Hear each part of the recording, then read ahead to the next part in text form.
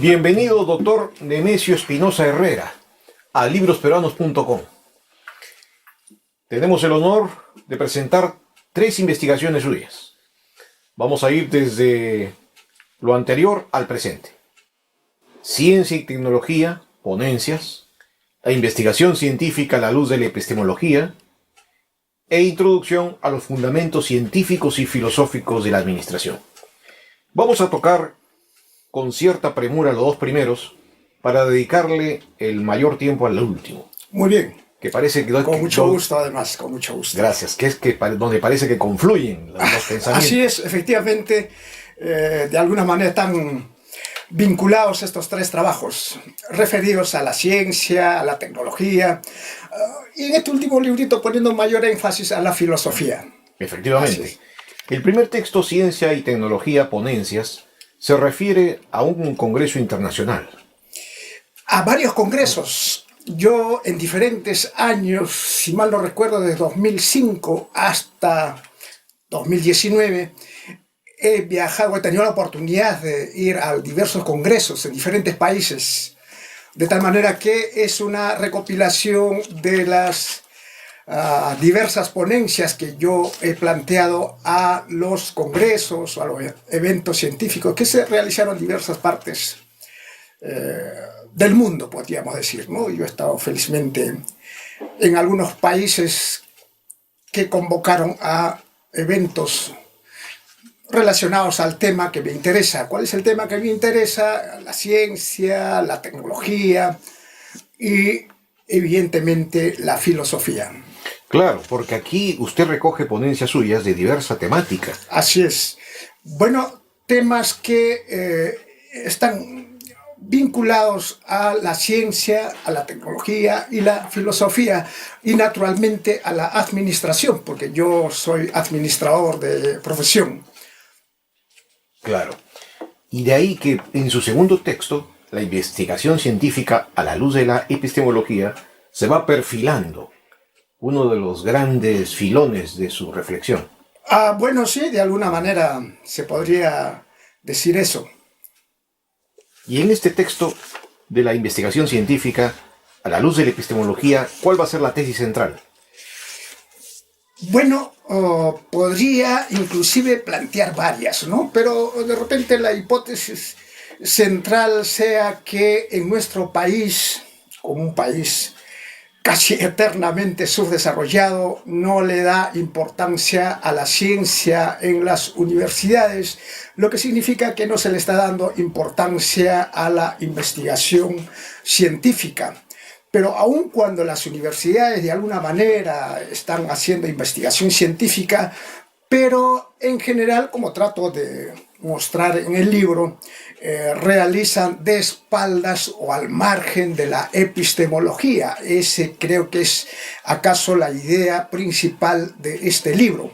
Entonces, de alguna manera abogo a que en nuestro país haya evidentemente investigación científica, no solo en la administración, sino en general de las diversas especialidades, pero que esas investigaciones científicas estén en el contexto de la epistemología, de tal manera pues que se logren resultados en términos, en fin, de calidad, en términos ¿no? de los planteamientos últimos que se pueda hacer en el Perú y en el mundo. Eso es lo que en general estoy planteando en ese libro, y yo quisiera de repente agregar a este pequeño comentario, y es que yo, así como muchos en el Perú, están interesados a que haya ciencia en nuestro país, por lo tanto tecnología, innovación y por lo tanto filosofía. Cosa que lastimosamente en nuestro país no existe, ¿no? Bueno, alguien dirá, sí existe ciencia, sí existe investigaciones científicas, pero sin embargo hay muchas limitaciones estructurales para no solo crear ciencia a través de la investigación científica, sino sobre todo a que la ciencia y la tecnología forme parte de políticas de Estado, porque la ciencia está directamente vinculada al proceso de desarrollo de cualquier sociedad, ¿no? Entonces, eso me parece que es otra idea que yo estoy planteando en este libro, con la finalidad de que en nuestro país reflexionemos sobre la necesidad de esa política de Estado, ¿no es cierto?, que vincule la ciencia al desarrollo de nuestra sociedad. Yo estoy absolutamente convencido de eso, de que si no echamos las bases científicas al proceso de desarrollo en nuestro país, lastimosamente no se va a lograr niveles adecuados de desarrollo y vamos a continuar, se me temo yo, digamos, en el mismo nivel de atraso, de subdesarrollo eterno, consuetudinario que tenemos en nuestro país. Esas son algunas preocupaciones que estoy explicando en este libro al cual usted ha hecho referencia. Claro. Usted acaba de tocar un punto muy sensible, las políticas de Estado. Efectivamente, parece que caen los esfuerzos de ahondar en el desarrollo científico-tecnológico y metodológicamente en la epistemología. Estos esfuerzos parece que caen en saco roto mientras no se conviertan en políticas de Estado. Así es. ¿Y usted cree que esto está relacionado con la pobre inversión que presentan las universidades en investigación científica? Bueno, sí, yo opino al respecto que efectivamente está relacionado al tema del presupuesto, pero sin embargo a mí me parece que no es tanto el problema, ¿no?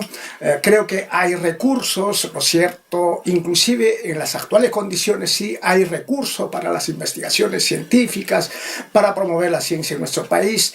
Lo que está faltando en todo caso es efectivamente políticas de Estado que realmente promuevan la ciencia, la investigación científica y esa poca inversión que se dice que se tiene en la ciencia y tecnología pueda efectivamente lograr. Me temo que aun cuando hubiera un incremento significativo del presupuesto, cosa que sí hay posibilidades y que hay una buena política, sin embargo, sí que no existen políticas muy claras de ciencia y tecnología como política de Estado, va a ser difícil que se logren efectivamente implantar la ciencia y la tecnología.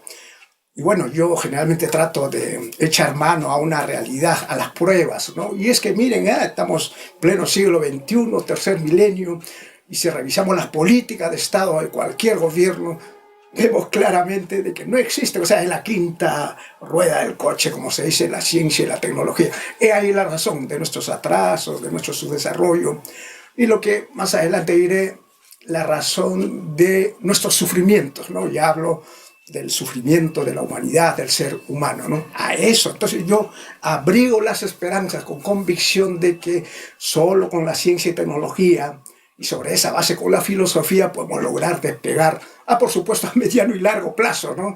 Porque no creo que nadie plantee proceso de real desarrollo de verdad a corto, ni siquiera mediano plazo, es a largo plazo. Pero ojalá que pudiéramos estar empezando de alguna manera en nuestro país en estos tiempos, ¿no? Pero lastimosamente no se está dando aún. Claro, pero aquí vamos a tratar de especificar más nuestra problemática nacional. Porque en nuestro caso no somos un país capitalista de primer orden, sino somos un capitalismo dependiente. Así es. Y parece que el capitalismo dependiente tiene o quintuplica las dificultades para el desarrollo tecnológico, dado que se maneja y está distribuido en un contexto o en un concierto de distribución del orden mundial. Entonces, parece que no es tan sencillo desarrollar la ciencia y la tecnología en medio de un capitalismo dependiente, que tiene que obedecer prácticamente la agenda global. Así es, totalmente concuerdo con usted. Efectivamente, los procesos de real desarrollo de una sociedad. Bueno, yo quisiera decir lo siguiente: ¿a qué llamo proceso de desarrollo, verdadero desarrollo de una sociedad? Cuando esta sociedad alcance más o menos niveles adecuados de calidad de vida de la población. A eso, sin mayores discursos, le llamo proceso de desarrollo de una sociedad. Y eso se expresa en nuestro país porque los niveles de calidad de vida de los peruanos es extraordinariamente preocupante, como todos conocemos, ¿no? Y por consiguiente creo que eso también va a estar supeditado efectivamente a ideologías y políticas que puedan, ¿no es cierto?, trascender de todo eso y apuntar hacia el verdadero desarrollo, que no es sino, como reitero, el otorgamiento gradual de la calidad de vida de los seres humanos, pero que sin embargo eso no puede darse si es que no existe de por medio algún planteamiento de corte político, ideológico y por lo tanto como política de Estado que promueva el verdadero desarrollo, ¿eh? Entonces yo digo, frente a todo eso, en fin, muy bien, si tú piensas así, me dicen, ¿y qué propones? Propongo el desarrollo de la ciencia y tecnología. Estoy tratando de decir también en la última publicación la filosofía, porque creo que eso va a significar un cambio de nuestra cultura, un cambio de cultura en nuestro país, para que gradualmente, a mediano y largo plazo, podamos, sobre bases sostenidos, avanzar el proceso de desarrollo de nuestras sociedades, que, reitero, significa el de otorgar gradualmente mejores niveles de calidad de vida, por mencionar educación, trabajo, vivienda, salud, por decir, digamos, 4 asuntos muy importantes que, como todos sabemos, nuestro país lastimosamente no tiene, digamos, esas características de tener una calidad de vida, cuando menos que le garantice, pues, su existencia mínimamente humana, ¿no?, en nuestro país.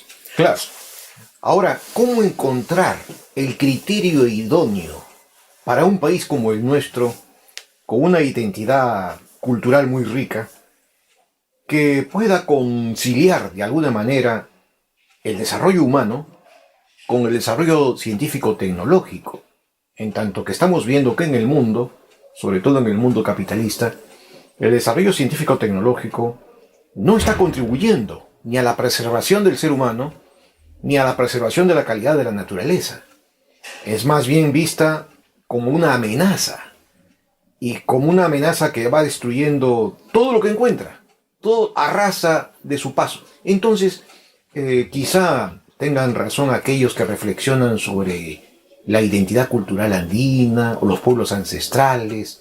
Quizá haya algo de rescatable en estas sabidurías ancestrales que puedan de alguna manera no sustituir, pero sí de alguna forma mezclarse, sintetizarse, hacer un sincretismo para que los efectos negativos de la ciencia y de la tecnología puedan ser controlados. Así es, efectivamente, yo soy de la provincia, yo soy de Apurímac, entonces, como usted comprenderá, soy consciente de la realidad política y social que vive nuestro país, pero nuestro país referido a las grandes mayorías, ¿no es verdad? Y efectivamente la cultura andina, por ejemplo, muy impregnada todavía en nuestro devenir histórico, sin embargo, creo que requiere dar un salto, vamos a decir, cualitativo, para efectivamente que esas culturas vayan adecuándose a las nuevas condiciones que exige el mundo actual, sobre la base de la ciencia y tecnología. Sobre la referencia hecha a países desarrollados, porque son tales porque efectivamente se construye sobre una nueva base que es científica y tecnología. No por gusto los países desarrollados, llamados así entre comillas desarrollados, están en el ranking mundial, ¿no es cierto?, los primeros en ciencia y tecnología, ¿no es verdad? Lo que muestra de que efectivamente en estos países efectivamente se promueve la ciencia y tecnología, la investigación científica sobre la base de la epistemología, pero y la política no conviene. Bueno, algunos me dirán, bueno, trataré de fundamentar. No conviene a estas grandes potencias, no solamente de Norteamérica, sino también de Europa, el de promover el verdadero desarrollo, claro, en nuestro país. Termino para completar la idea, en el sentido de que en nuestro país, por ejemplo, miren, ¿cómo se puede promover la ciencia y la tecnología en nuestro país? Haciendo que las universidades cumplan su función fundamental. No cumplen esa función fundamental nuestras universidades peruanas, latinoamericanas inclusive, no cumplen, en el sentido de crear ciencia y tecnología. ¿Dónde se crea ciencia y tecnología? En la universidad. ¿A través de qué? A través de investigación científica en el contexto de la epistemología. Eso no se hace en la universidad. Yo estoy tantos años ya, casi medio siglo en San Marcos, ¿no es cierto? Si tengo en cuenta mi vida de estudiantes. Entonces, es una buena forma, creo, de percibir ese problema. De tal manera que yo percibo a nuestras universidades, en general Perú, como universidades eminentemente profesionalizantes, ¿no? A científicas, porque no promueven lo que tienen que promover. José Ortega y Gasset, a usted le consta claramente, por ejemplo, ha planteado ya hace buen tiempo atrás al mundo que la universidad tiene dos misiones vinculantes, ¿no? Una primera misión, que es la creación del conocimiento, es decir, creación de la ciencia a través de la investigación científica, a través de la epistemología, aunque no lo ha expresado así, con ese término de epistemología, pero se entiende que su planteamiento es... Y la otra misión amarrada a eso es la formación profesional. Como tenemos universidades eminentemente profesionalizantes, ¿no es cierto?, formamos profesionales de espaldas a la ciencia, a la tecnología. ¿Y qué tipo de profesionales formamos? ¿Qué tipo de profesionales está saliendo de nuestras universidades? Claro, profesionales pero allí, que engrosa, sí, digamos, esto es lo que siempre me ha preocupado, el gran ejército, podríamos decir, inclusive, de desempleo y subempleo profesional, ni siquiera digo en general, profesional, ¿no? Claro. Esos son... Permítame, sí. Aquí hay dos asuntos interesantes que no pueden ser soslayados para conocer su opinión. En primer lugar, existe un importante estudio en el que pone al primer país del planeta, los Estados Unidos, como ejemplo de lo que no se debe seguir como desarrollo científico, tecnológico y económico, los Estados Unidos. Ese estudio arroja el resultado de que si todos quisieran tener una economía del desarrollo de este país, se necesitarían cerca de 5 a 10 planetas Tierra. La cosa es totalmente insostenible. Entonces, parece que no solamente se trata del desarrollo científico-tecnológico, sino que se trata de ya tener planteamientos humanísticos, por los cuales este carril de la ciencia y la tecnología tenga que discurrir, porque de lo contrario, no hay planeta posible que lo soporte. Así es. Al respecto, yo más o menos pienso de la siguiente manera. Yo soy de la opinión que en el mundo hay casi una, digamos, paralización, si cabe el término, del avance de la ciencia y tecnología, en términos, por ejemplo, de, vamos a decir, pues Copérnico, en términos de Newton, en términos de Einstein, inclusive en términos de Hawking. O sea, no se avanza en el mundo en cuanto a la ciencia y desarrollo, y por lo tanto se toma como paradigma el avance de la ciencia y tecnología en Estados Unidos y en algunos otros países de Europa. Pero felizmente, como todos somos testigos, ya Estados Unidos, si no es ya está desplazado prácticamente en el mundo, gracias al desarrollo mundial, principalmente a la forma de hacer, nuevas formas de hacer investigación científica, por lo tanto, nuevas formas de crear ciencia. Y es el mundo oriental. De tal manera que yo estoy absolutamente convencido, no sé si hay aquí 30, 50 años, pero ya Estados Unidos y sus formas de hacer ciencia y sus formas de impedir a que los países subdesarrollados haya ciencia, ¿no es cierto?, quede efectivamente sellada, y los países, digamos, orientales, ¿no es cierto?, puedan, a través de nuevas formas de producir ciencia, ¿no es cierto?, puedan efectivamente promover el desarrollo de la humanidad. Porque efectivamente estos países, presididos por Norteamérica, lo que han hecho es efectivamente, aun cuando de alguna manera se desarrollara su ciencia, pero sin embargo eso ha impedido, paradójicamente ha impedido el desarrollo de nuestros pueblos, ¿no? Entonces es lo que me preocupa. Entonces yo visualizo también eso, ¿no?, de que Estados Unidos, eternamente el país hegemónico, dominante, entre comillas, en el mundo, que está desplazado ya, en realidad, por otras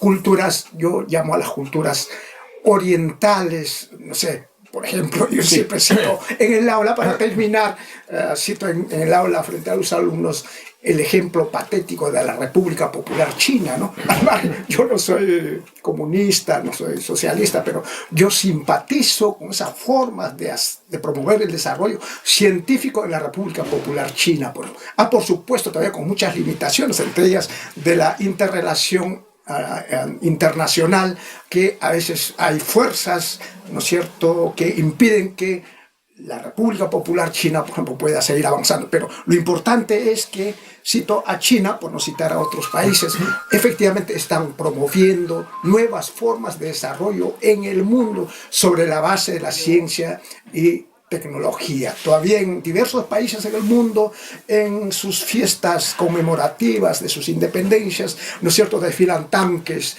vetustos tanques, ¿no? Pero ya la sociedad futura, inclusive en otras partes del mundo, como en el oriental, ya desfila la ciencia, ponen el ristre, ¿no es cierto?, ya no una bomba, ya no una pistola en un arma, sino el arma de la ciencia, de la tecnología, de la innovación, ¿no? Claro. Sobre estas nuevas formas de gestionar la ciencia y la tecnología, nos permite entrar a su tercer libro, Introducción a los fundamentos científicos y filosóficos de la administración. Ya estamos hablando de la administración. Y esto nos hace recordar, filosofía de la administración, a un destacado filósofo peruano, Antonio Pinilla Sánchez Concha. Sí, sí, sí. Recuerdo muy bien al profesor Pinilla, que ya no está entre nosotros, ¿no? Él abrió toda una brecha, un sendero sobre esta reflexión. Bueno, sobre el aspecto epistemológico de la administración, en el que usted pone mucho énfasis. Es prácticamente obligado preguntarle, una administración científica, como la que, por ejemplo, dio lugar a un enriquecimiento con las hipotecas subprime, que fue exitoso por muchos años. Se vendieron hipotecas insolventes y que al final desembocó en el crash del 2005. No demuestra que la administración no solamente requiere de un fundamento científico, sino también de un fundamento moral. Moral que ya está inmerso en el gran concepto de filosofía, ¿no? Entonces, se corrobora con lo que usted acaba de decir, de que efectivamente la administración tiene muchas deficiencias estructurales, principalmente en nuestro país, que no es sino una administración importada, ni siquiera de algún lugar del mundo, sino precisamente de Estados Unidos. Yo soy docente en la Facultad de Administración hace muchos años. Lo que hacemos en la facultad es, pues, enseñar, entre comillas, para formar futuros profesionales con la literatura, el lenguaje proveniente de Estados Unidos. Y esa es la formación, lastimosamente, en administración. Y a consecuencia de todos en general, ¿qué se puede señalar? De que la administración, que debía jugar un rol importante en el desarrollo de la sociedad, no los hace. Entre otras cosas porque no está basada en la ciencia.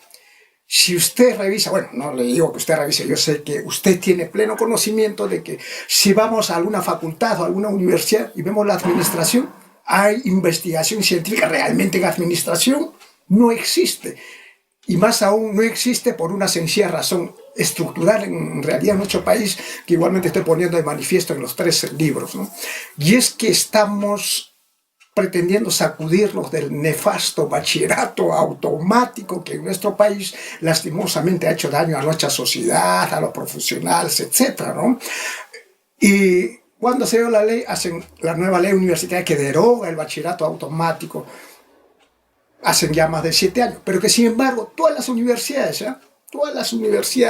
incluyendo mi universidad de San Marcos, todas las universidades aún están inmersas, ¿no es cierto?, en esa cultura del bachillerato automático, de tal manera que esa cultura del bachillerato automático sigue, lo que siempre digo, vigorosamente vigente en los actuales tiempos. Por esa razón es que no existe la administración sobre base científica en nuestro país. Me refiero a que haya investigación científica en administración aquí, en nuestro país.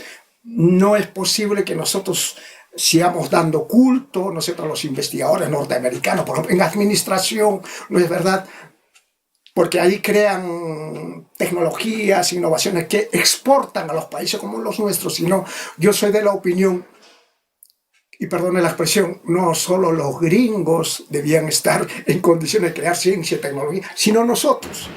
¿Y dónde debemos crear? En la universidad, pero lastimosamente la universidad, así como está, no está cumpliendo su rol. ¿Por qué? Porque no se promueve la investigación científica, no se promueve, la creación de la ciencia y de la tecnología. Entonces, me parece que hay efectivamente problemas estructurales que impiden a que la administración como tal, ya cumple más de 100, de un siglo ya como teoría, aunque la administración es tan antigua como la misma humanidad, ¿no? Así la administración es tan antigua. Sin embargo, actualmente los profesionales en administración, yo soy administrador, ¿no es cierto?, no estamos en el nivel que debía estar la administración en pleno siglo XXI, tercer milenio. Esa es otra de las grandes preocupaciones que yo transmito en mi facultad, porque yo soy de la facultad de administración. Tiene que haber, digamos, una reestructuración, no solo de las universidades, sino también de las facultades, para que cada facultad pueda promover la ciencia y tecnología, y sobre esa base la filosofía, como seguramente un poquito más adelante vamos a ver ese asunto. Así más o menos percibo el asunto de la administración en nuestro país. Claro. Y para concluir esta parte, solamente decir que yo estoy absolutamente convencido también de que la administración es, digamos, el soporte del proceso de desarrollo de la sociedad, siempre que esté basada en la ciencia y tecnología, siempre que la administración esté inmersa en la filosofía, ¿no? Todo eso, lastimosamente, que no es a mediano plazo siquiera, sino un proceso a largo plazo, creo que va a contribuir al desarrollo del país. Y cuando hablamos del verdadero desarrollo del país, no estamos hablando de acá 5 o 10 años, sino muchos años por delante, porque el proceso de desarrollo de los países no es como los políticos generalmente plantean, de que después ya podemos lograr el desarrollo, yo planteo esto para el desarrollo, y no es así, y seguimos, digamos, en ese mal trance, ¿no es cierto?, claro, de seguir caminando en caminos de su desarrollo. Dado que hay diversas formas de entender la filosofía, ¿cómo podemos conciliarla con la ciencia en función de la administración? Bueno, no solamente conciliar, opino yo, tómelo usted como opinión mía, creo que hay que desechar esa idea que todavía está vigente de que la ciencia está por allá y la filosofía por allá, ¿no? Como saber es autónomo, ¿no? Yo he planteado y voy a seguir planteando de que la ciencia y filosofía son más bien, tomémoslos en términos de díada, ¿no es cierto?, de una dualidad inseparable. No es el agua y el aceite como generalmente se piensa, sino la ciencia y la filosofía están interrelacionados, y así hay que tomar, y así se ha tomado siempre la filosofía, vinculado a la ciencia muy estrechamente. Entonces yo digo, si yo estoy diciendo que no hay ciencia en nuestro país, no hay ciencia en las universidades, significa entonces, como yo estoy pensando que la ciencia está amarrada a la filosofía, no hay filosofía. De alguna manera hablamos de ciencia aquí en el país, en nuestras universidades, sí, hablamos, ¿cómo no? Pero ¿quién habla de la filosofía? Poquísimos, vamos a decir, en contexto de alguna universidad que tienen de repente un programa de filosofía, y algunos destacados filósofos, como el caso del doctor Pinilla, que ya no está aquí, el caso de otros filósofos también, ¿no es cierto?, que sin embargo no cala en el pueblo el asunto de la filosofía, ¿no? ¿Por qué no cala? Porque cuando hablan de filosofía, ¿no?, casi estamos ahuyentando a la gente, ¿no? ¿Por qué? Precisamente por eso, ¿no?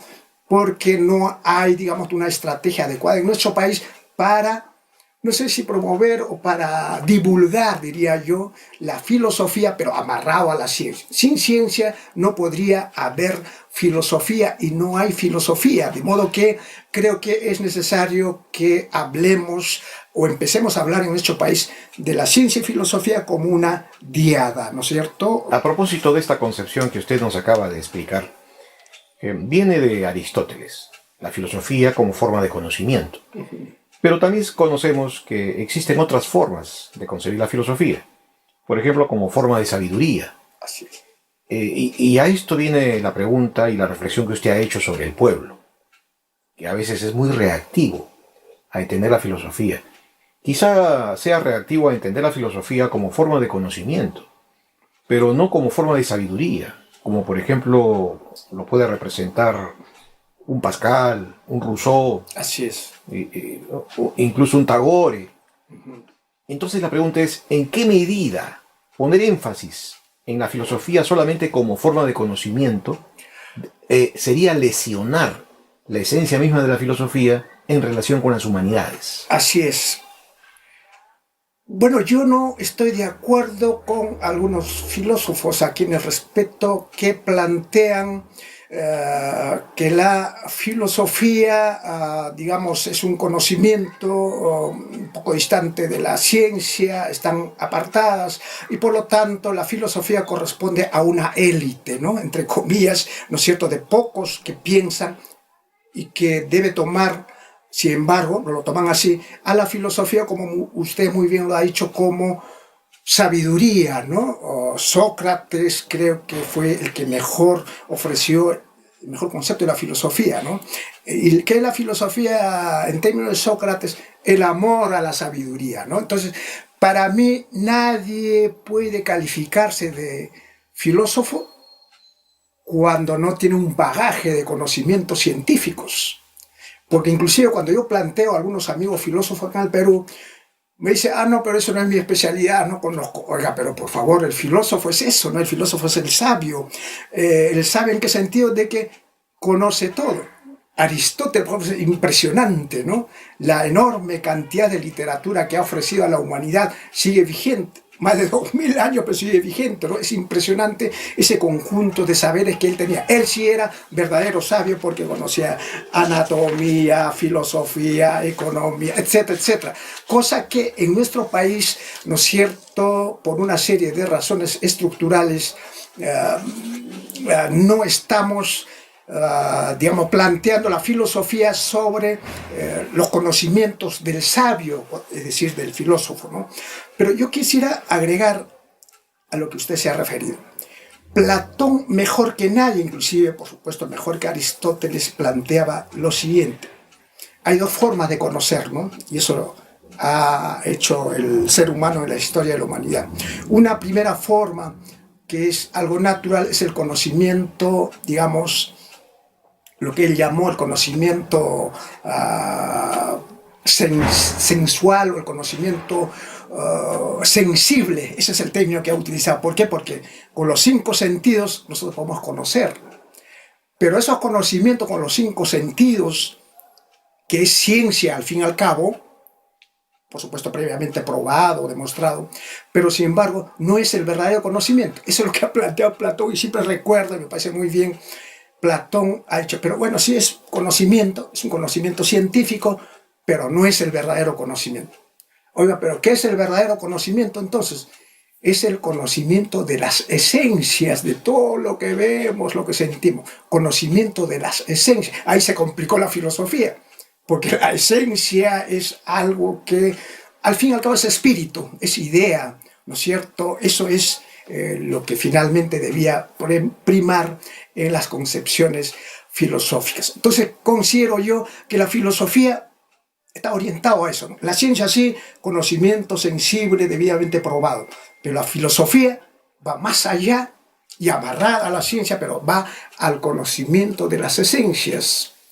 ¿Y quién conoce la esencia? Ni los mismos filósofos conocen la esencia. Es decir, los mismos filósofos, los grandes filósofos de la humanidad, ¿qué cosa han hecho? Se han aproximado a al verdadero conocimiento.